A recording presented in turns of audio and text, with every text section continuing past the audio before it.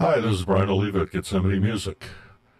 Today we're going to talk about the Moog Muse, but not about the synthesizer itself, but more about first impressions in opening the box. Talk about what was included and what wasn't, and what that makes me feel about InMusic's first major delivery under the Moog trademark. First off, and it's a good thing, the packaging hasn't changed much. It's still probably the best packaging in the industry with double boxing and custom-made interior holders to make sure nothing moves. And it's very well protected, and you could probably drop it off a truck from 15 feet up and it'd survive. So that's a good thing. Once you get into the box, though, things start to degrade fairly quickly.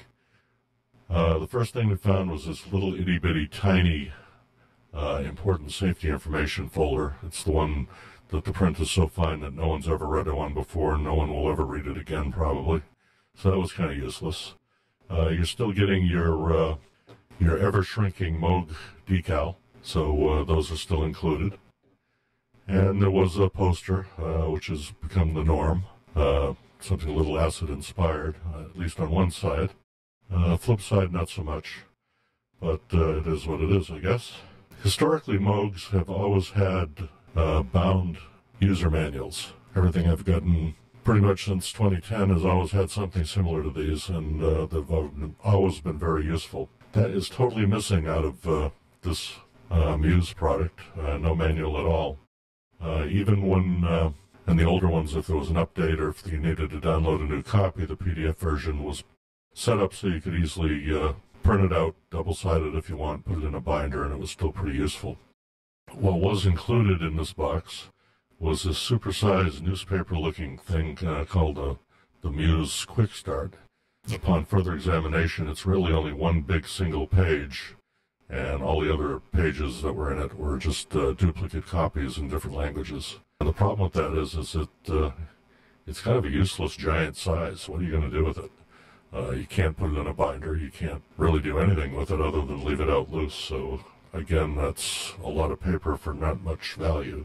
What we found, too, in the printed manual, on the manual that you can download from the website, it was set up so that there's 2 pages per page.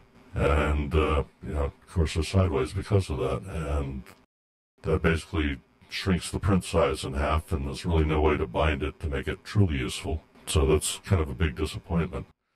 And just glancing at the manual at first glance, I did an update, a video the other day on firmware updates, so I went to study it out in the manual.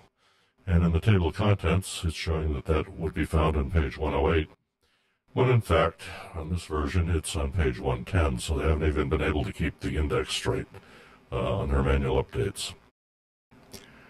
Oh, and one last thing. What's up with the serial numbers? It used to be that Moog always used about a 5-digit number. In the beginning days of the Model D, they started with 1,000, so 1001 was the first unit, 1002 was the second unit, etc. In later years, it was just a 5-digit number, sometimes with an alphanumeric in the front to tell you, maybe a little bit what it was, like my anniversary edition. Voyager starts with AE and then a 5-digit number.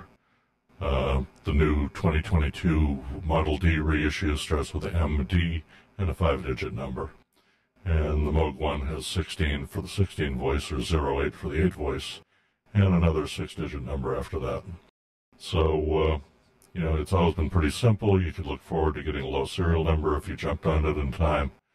But the serial number on my Muse, which granted is not the first run, I ordered it like maybe 3 weeks after they started releasing them.